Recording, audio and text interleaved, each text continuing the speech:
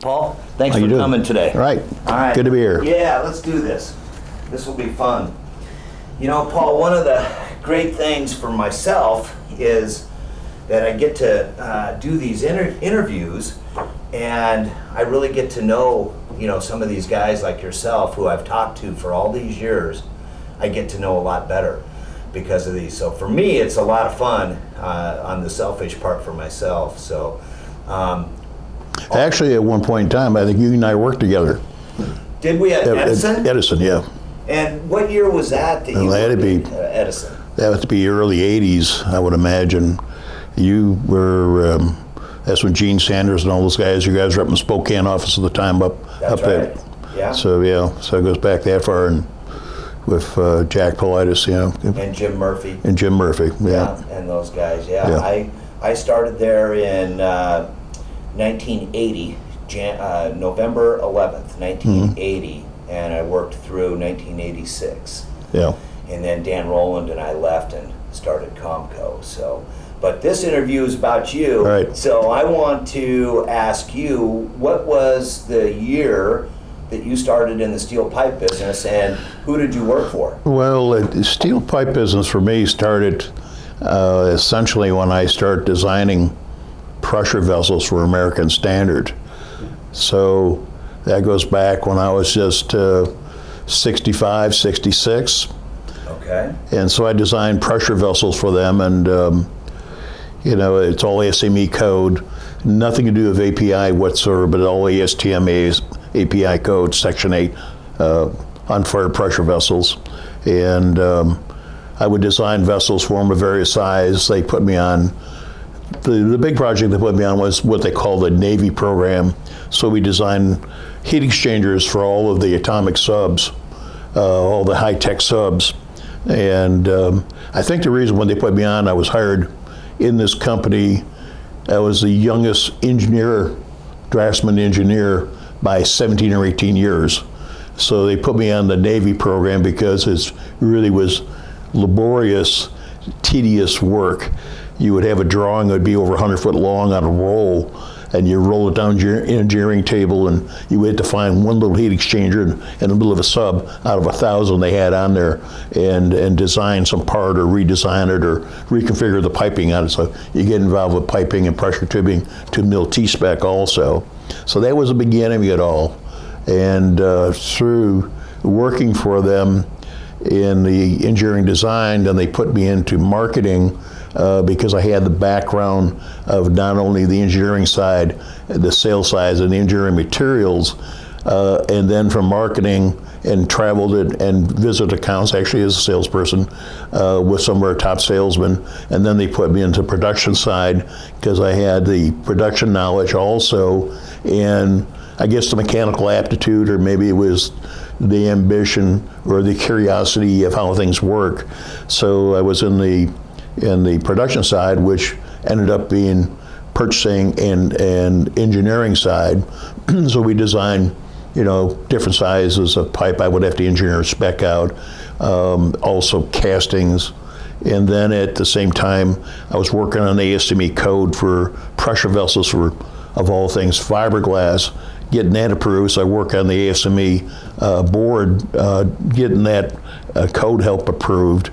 And from there, obviously buying steel pipe through various vendors led me into going into purely steel pipe business. And that was in 1974. What company in 1974? That was All Steel. Okay. So All Steel basically was a guy that started out brokering pipe. He's from LaBarge history, and all those guys that have been in the industry for a number of years. A great number of, either they spawned out of Valley, the grandfather of all industry in St. Louis for the pipe industry anyhow, and from Valley sprung LaBarge and a few other companies, and then the myriad of companies that we have in St. Louis today, and some already gone. So most of the people in the industry, other than say myself in this area, sprung from one of those companies. I came from basically from the outside in, And like a lot of salesmen, new salesmen are hired, this was a hotbed for steel pipe and tubing. This is prior to the oil and gas business really getting going in the Houston market area. So this was, what is the kind of a grandfather of the pipe and tubing business here in St. Louis, mainly due to Valley Steel, Les Crancer Sr., who is the owner of it and the guy who started Valley Steel. And from there, you've interviewed a number of these people that work there, and we won't go into that story because they could tell you a lot more about that than I do. And I had a chance to meet with Les Crancer, and I learned a lot of things from him. He was a salesman.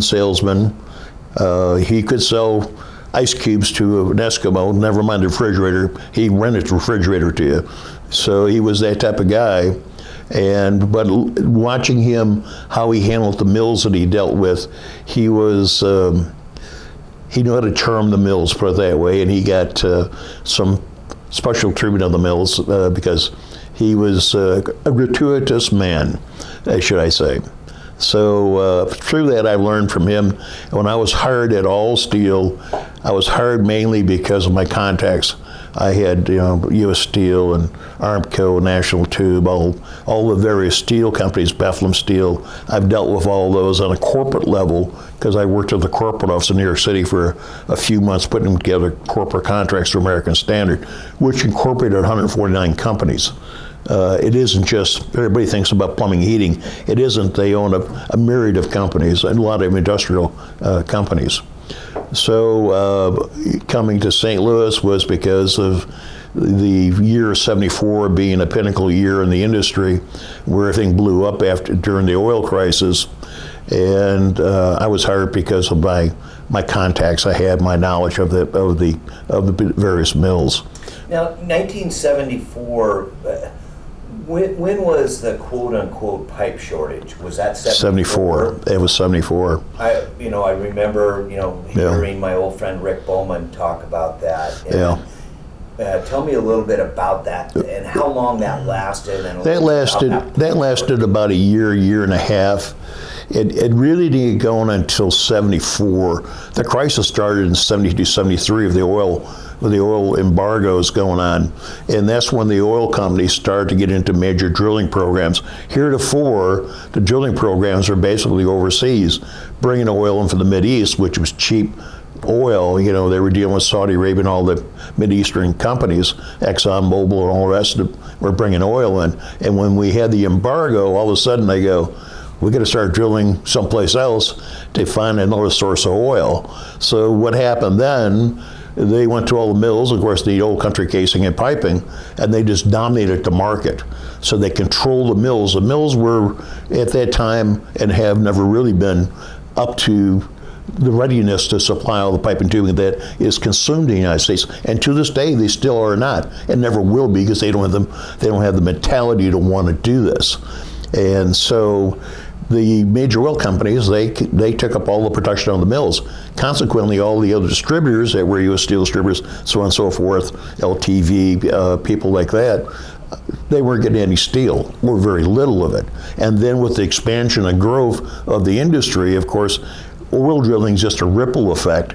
You have to have compressors, you have to have pumps, you have to have piping system, manifolds, strainers, separators, so on and so forth, crude ovens. It goes on and on and on. The ripple effect in the ocean is it reaches out quite a distance for the industry, as it still does today.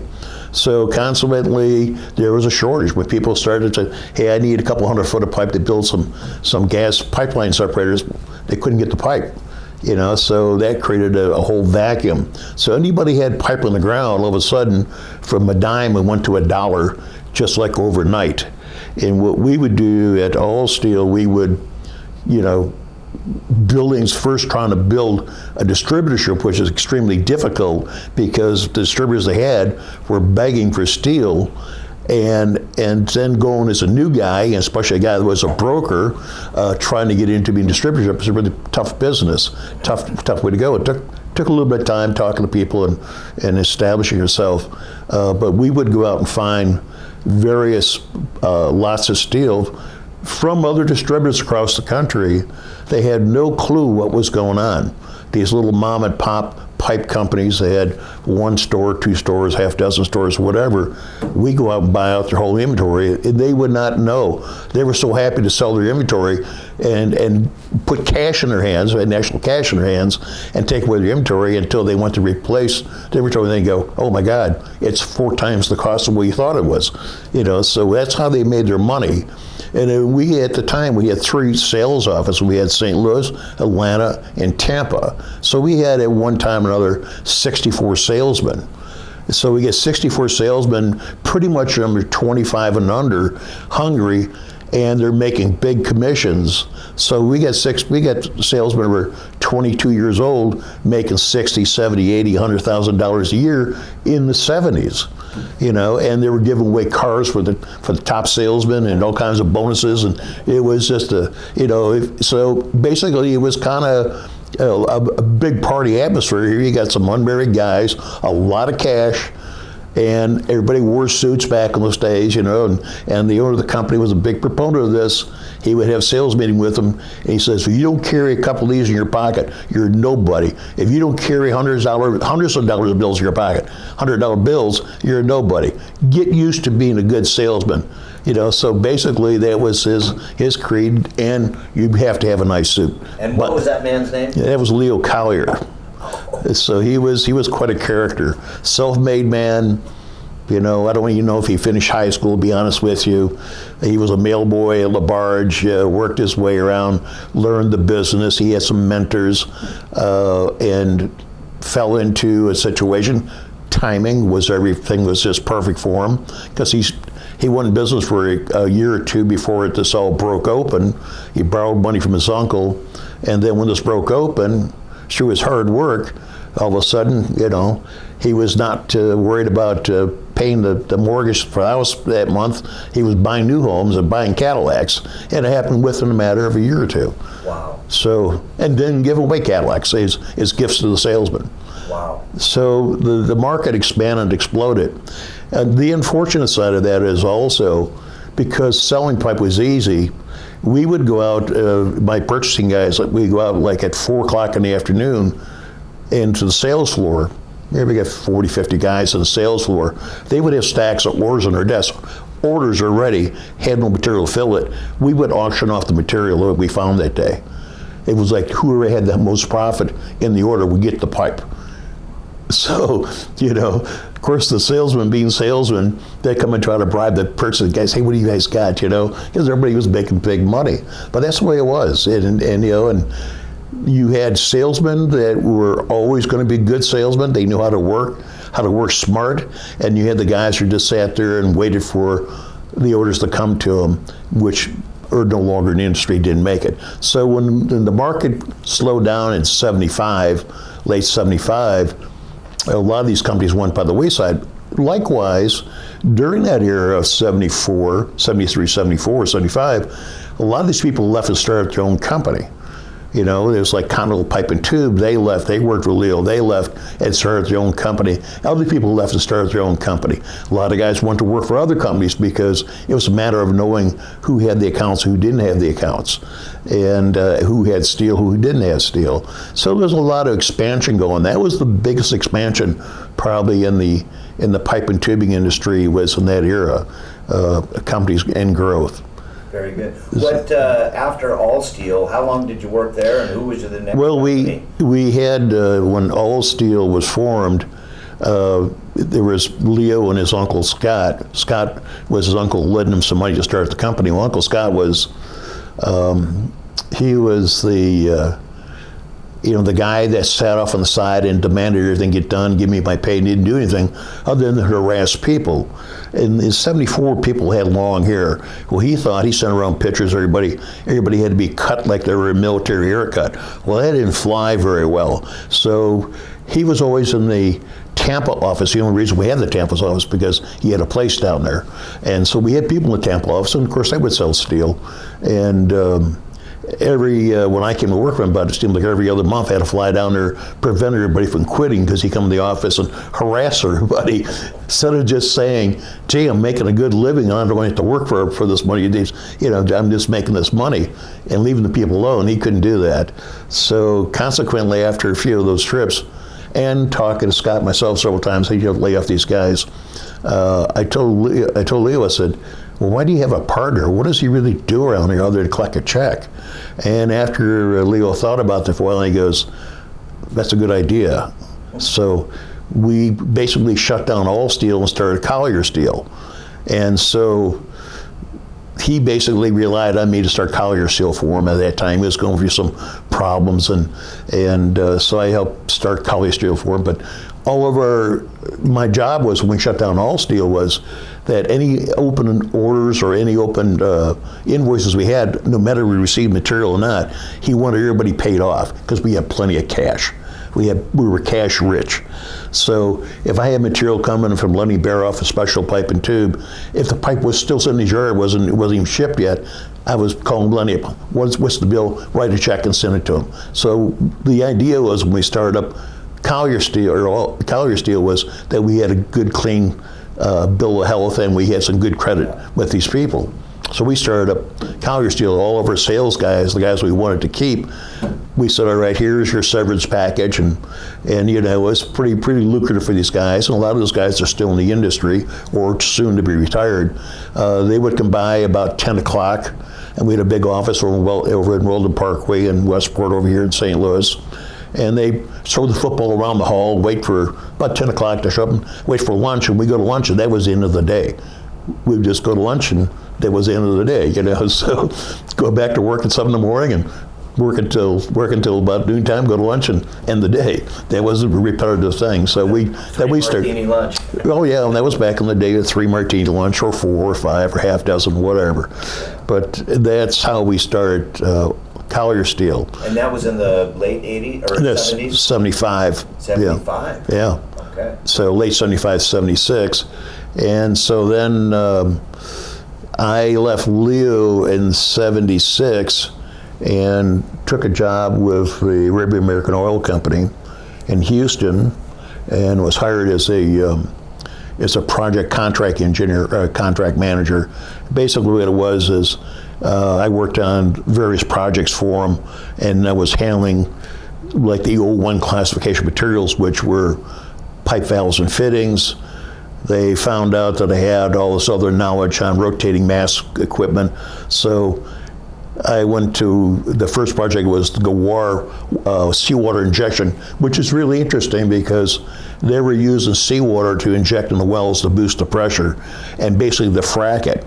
And later on, so now we're using fracking all over again, but a new twist to it using sand, because the water would disperse the oil sometimes, and if you didn't get the pressure right, you can create all kinds of problems. But that's basically how that started. So I worked for them for a couple years and did various jobs for them, projects, started the investment recovery program for Aramco.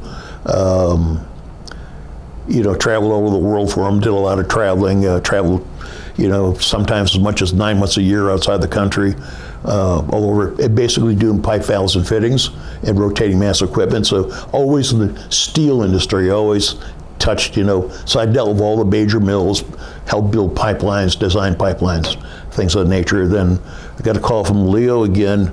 He wanted to rebuild his company because he pretty well destroyed it. So I came back to St. Louis and we started all over again and rebuilt the company. And a couple years later decided, you know, this is not for me. I want to go a different direction, and left there and did my own company for a while, and then went to work for Jack Politis, and then Who was the owner of Edison? Edison Pipe and Tubing, and really a nice gentleman, a nice guy. He was one of the rare guys in the industry. If he was wrong, he was man enough, he would stand up and say, I was wrong, I apologize to you. He would do that openly in front of everybody. You know, he was one of those type of guys, a gentleman, you know, and he'd let you do your job and, you know, let you, if you had the knowledge. And when I went to work for him, he was just doing used pipe, you know, structural reject pipe. And of course, then I brought along the mill contacts, and of all things, we became a used steel distributor. When they were cutting off distributors, we picked up distributorship. It was the contacts I had, so we became a Steel Distributor. And from there, we went into Prime Pipe, and we did Maverick and people like that, and LTV, Youngstown, everybody made seamless pipe or ERW pipe. We were a distributor for them. So through the mill contacts, you also get to develop special contracts, like I would call from my contracts from U.S. Steel. I would get a call and I go, we have 900 tons of some 4.5 drill pipe that we need to move. Can you help us out? And I go, okay. And we negotiate a number, and then I would take and move that pipe for them, take possession of it, move it, because they didn't want anybody to know what they were doing with the pipe, and it was maybe a mistake they made, or it was a failed contract or whatever. So I had that privilege of having the connections to handle special problems for various mills. And that carried on through, even to this day, with oil companies. We'll get a call from an oil company and they have a canceled project or an overrun, or the project's finished, and they'll call us and say, we got 50,000 foot of 18-inch pipe. Can you guys buy it? Well, we'll negotiate a deal and buy it. There are not many distributors that would do that, do something like that. It's a big risk. So I stayed with Jack for a while, did my own business for a while. It was Custom Pipe and Tube was the name of the company. We basically did, myself and another gentleman, we basically did heavy wall. That's all we did. That was our business. That's what we did at Collier Steel for the most part. And all steel was what we focused on, was a kind of specialty area. It was strictly heavy wall material. And so I had a couple of accounts. One of my accounts was a very well-known distributor, and they ended up getting financial trouble. Well, I was awarded by the bank to be a supplier for them, and was paid out of the bankruptcy court direct. Well, everything was fine. We're shipping steel, and then they changed the venue of the court, never notified us, and then all of a sudden I'm stuck with $100,000 unpaid invoices. So that was pretty much the end of my particular company, this little two-man company that I financed myself. I paid the bill, paid my vendors, took care of all of that, and decided, okay, you can't do this without some financial backing. And so as time passed, I ended up coming here to Omega Steel, and I'm giving you really the abbreviated version of what I've done in my life. Yeah. So I've been at Omega Steel now for, I guess, 23 years, and we went through a complete metamorphosis here. Basically, and I've known Greg Semble before he even came to work for him. I knew him when he was just a young lad, and he liked that young lad. He would like to be called a young lad today. And so when I came here, basically put together the first few deals were some used pipe deals, dealt with gas companies again, buying up blocks of take-up pipe, and I would negotiate contracts. To the complete physical part of the side, unfortunately, because of what I have in skills, I can go to the field, I can run equipment, I can load trucks, I knew how to do that. So I would buy, load, sell, collect invoices, all it, and actually I think I was working here almost 2 weeks before anybody knew I was working. I was in the field working, doing a project. So I've done a lot of projects like that for them, and of course we've done quite a bit of take-up pipe, and we've changed the company from that because it's harder to find people that want to spend the time and pay the dues to learn that business, the used take-up business, and there are people that specialize in that. We used to do that, and get somebody to say, can you go to the field for 3 weeks at a time, work 7 days a week? You're not going to find people like that today. It's not going to happen. So we slowly but surely changed the company to the point where at Collier, at Omega Steel today, that we're pretty much prime pipe. So we do. We metamorphose from the structural pipe area to prime pipe. So we do quite our niche market is heavy wall again, and our niche market is high yield X-grade materials. And that's what we do today. We kind of specialize. We have a lot of our customers are distributors, other distributors. We carry 95% of our inventory in Houston. We carry about 45,000 tons of pipe, mainly 2-inch and up, 2-inch double X, going through 60 by 1-inch wall, all API pipe. And we kind of specialize in that area. We don't deal with the commodity pipe, what I call commodity pipe B grade 4252. We stick to 60, 65, and 70, mainly heavier walls. And so we have a pretty good relationship with all the other dealers because they deal in that. We buy all the X52 out of them, and we sell them all the heavier wall, higher X-grade materials, which they don't like to get involved in. It's slow moving. You have to have a lot of patience. You got to be pretty nervy, and if you're looking for a quick turnaround, it doesn't happen that way. You got to go for the long yard of the bill rather than the movement. So it's a specialized market. Shifting gears a little bit, Paul. One of the things I wanted to ask you about is, as you and we all know, this industry has had its fair share of colorful characters come and go. Who might be some of the more memorable characters? I know you and I have an old friend by the name of Rick. Rick Bowman, he I would call him the mid-century character. Prior to him, it was Les Crancher Sr., Valley Steel. He was a real character. And then another character before him was a guy by the name of Don Toby, and you probably heard that name. So Don Toby was pretty infamous character. He and I didn't get along very well. He had his way of doing things, and I had my way of doing things. And they were two different directions. And we actually worked together. And matter of fact, that's one of the reasons why I left Leo the first time was working with Don Toby. I figured he and I just didn't mix. It was like oil and water. So, and finally, when they found out, when Leo finally figured out what was going on, he and Don parted company also. So that Don went and started his own company, which he already had another company going at the same time as working for Leo, but that was beside the point. Yeah. So, and there was a whole cast of characters over there. So then in the 70s, we had, of course, Dan Schuler, Dennis Brazon, Rick Bowman, those type of people that went off on their own and started their own business. Now, I met Rick way back. I would think in probably the late 80s. I think the last time I did a deal with them, met him in New York City on a pipe and tubing company closing out. Went up and bought all the pipe out of it. And Rick was being Rick. He was a high flyer. And so it was kind of like, get the limo, take you over there. He goes, by the way, I don't feel good today.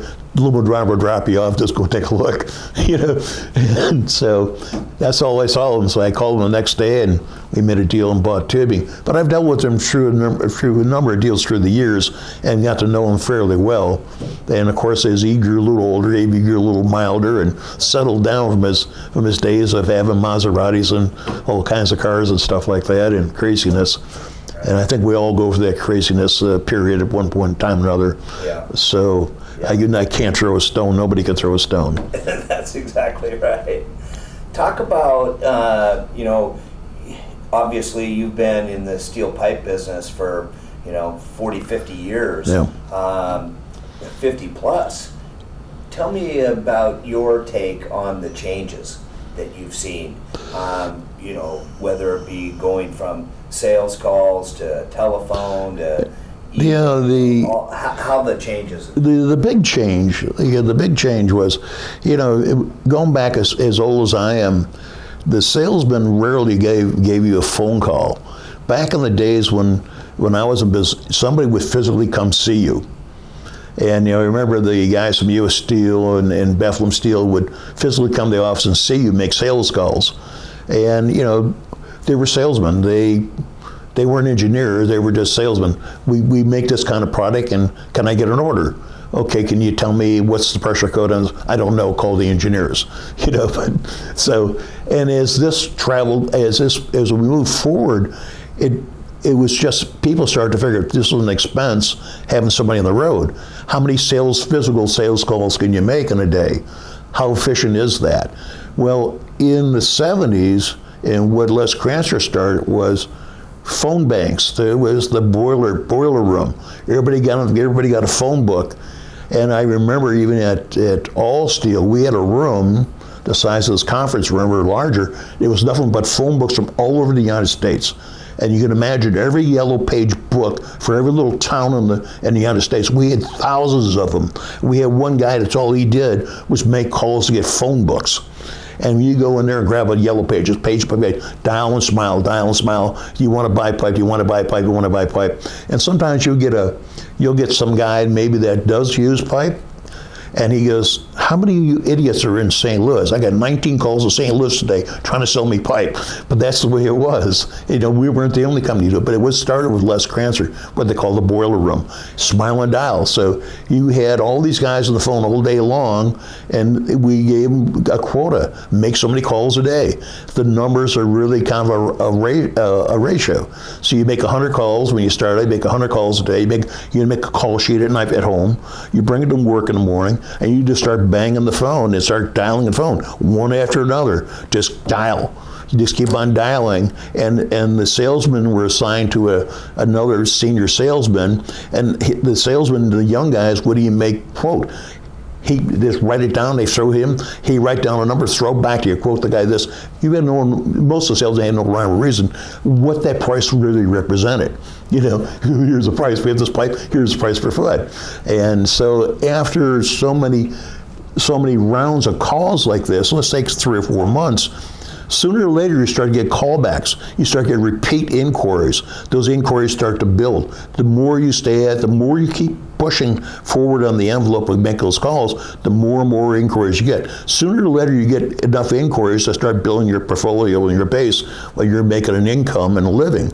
And if you follow the formula, so you get 100 calls, 10 inquiries, 1 order. And that goes through the first 3 or 4 months, maybe 6 months. Sooner or later it gets to be, you're making 100 calls and you're getting 20 inquiries, so on and so forth. Now you're getting repeat inquiries from the same guy or the same business, maybe another repeat order by that time. And that's how it really got going. So when you got to that saturation point, when you got busy enough, they just brought some more new young salesmen to start to cycle over you and put them in the hamster wheel and let them keep on turning, keep banging out more calls. And so, it works. It's a formula. Even today, it's the same formula. But what has changed today, it isn't really so much about calls. This is one of the interesting things. Now it's all email. Texting and email. It's all about texting and email. So, the old dogs, I'm sure, I don't want to mention names, if they have a salesman, we have this even here. Once in a while I go, why is anybody on the phone? Well, they're actually on the computer texting and doing all that, because now everybody's anonymous. Some guy sitting at a computer someplace in the world is sending you an inquiry. He doesn't guy down the street, is the guy on the phone. He's sending you an inquiry. It's pretty much more efficient.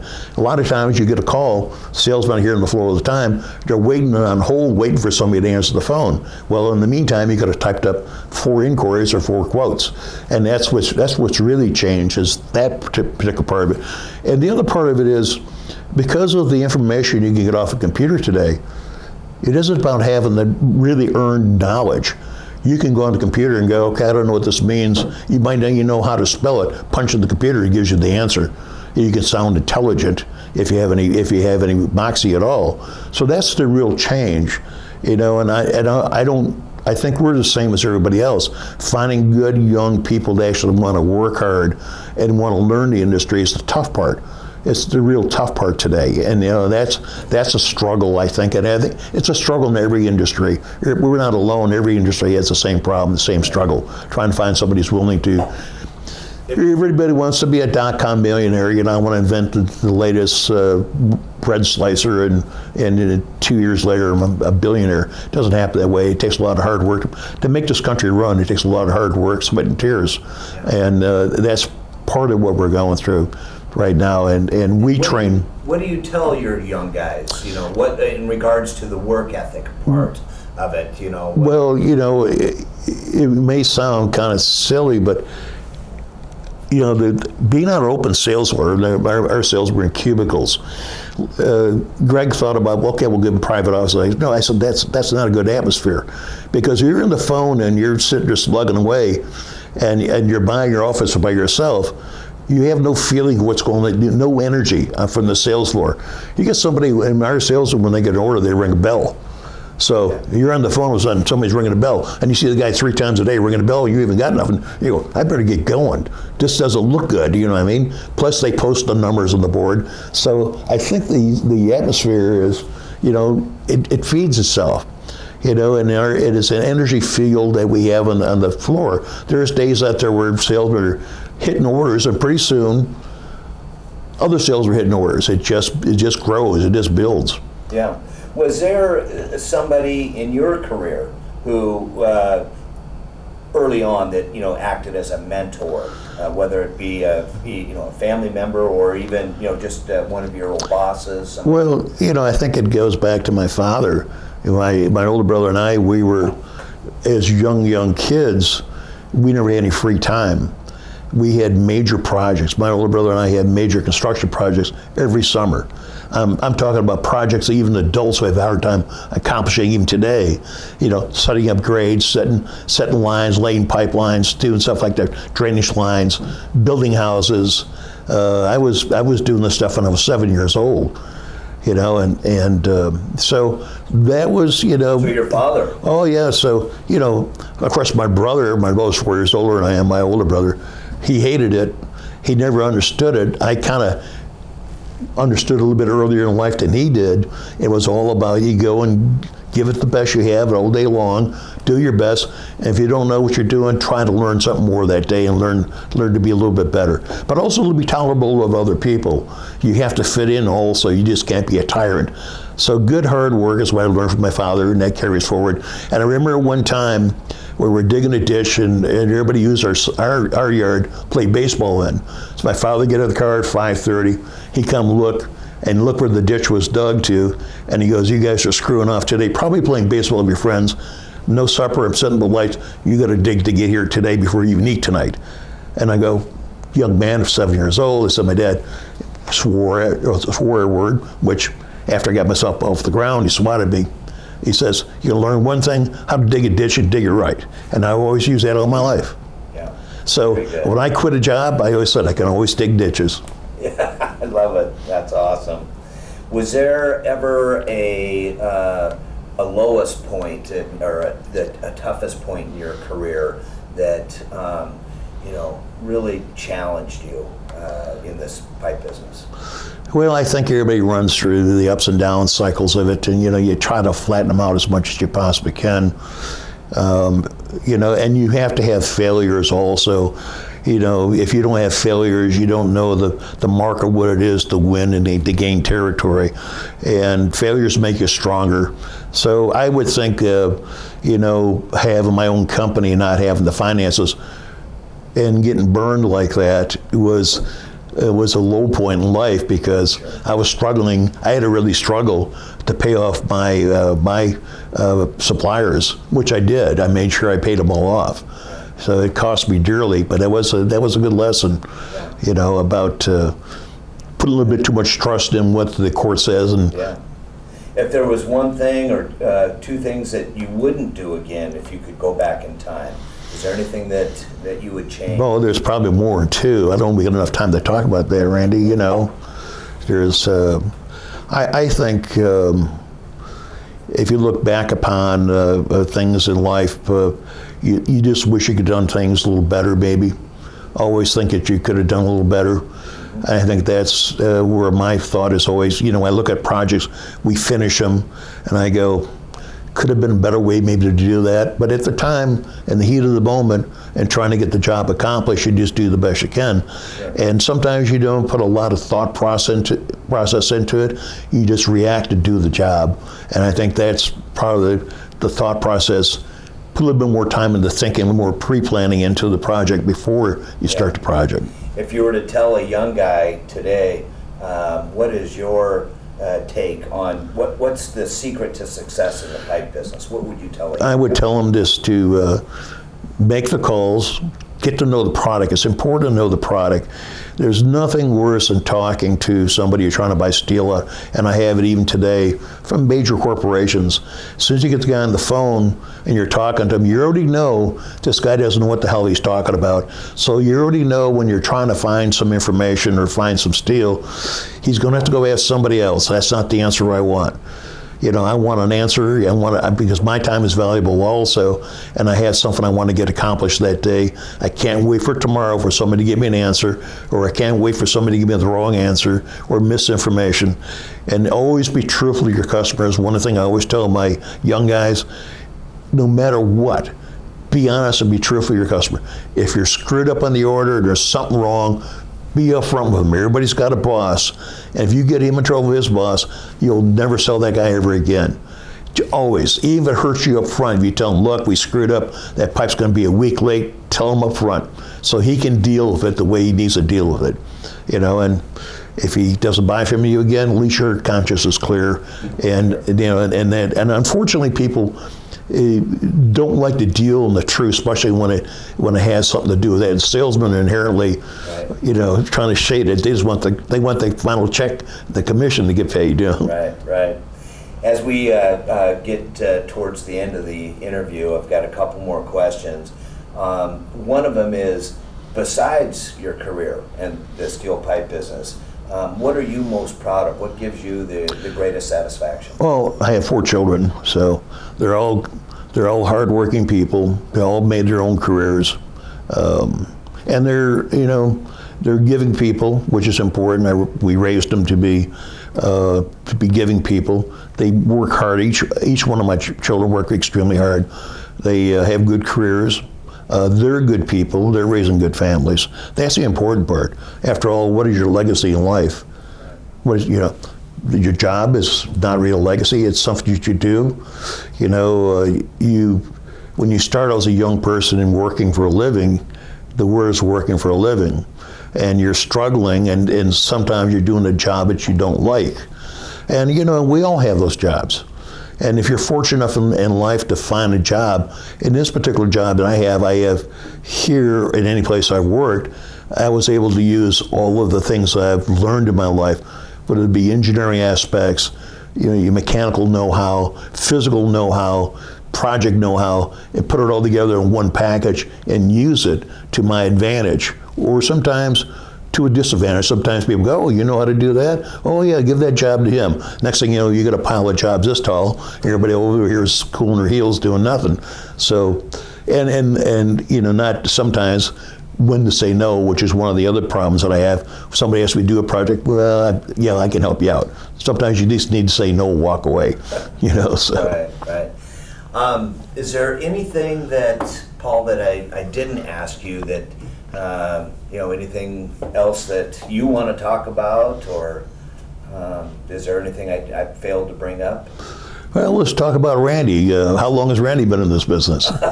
Well, I'll do it. I'll sit in your seat one of these days, but today it's about. Well, I will tell you. There are a cast of characters in this business. There's been the Jerry Rubensteins, Earl Cohens. Fine gentlemen, and you look at those guys and where they started and where they ended up and what they've done. It's pretty amazing. The whole industry, the pipe industry, is really growing. From those days of Jerry Rubenstein, starting up with this and the conversation on a plane. Let's start our organization, and where we are today. Right. And the generations that have come along. Sure. Paul, I really want to thank you for your time today. It was fantastic to hear your story, and I'd just like to say thank you. You're welcome. Thank you. My friend.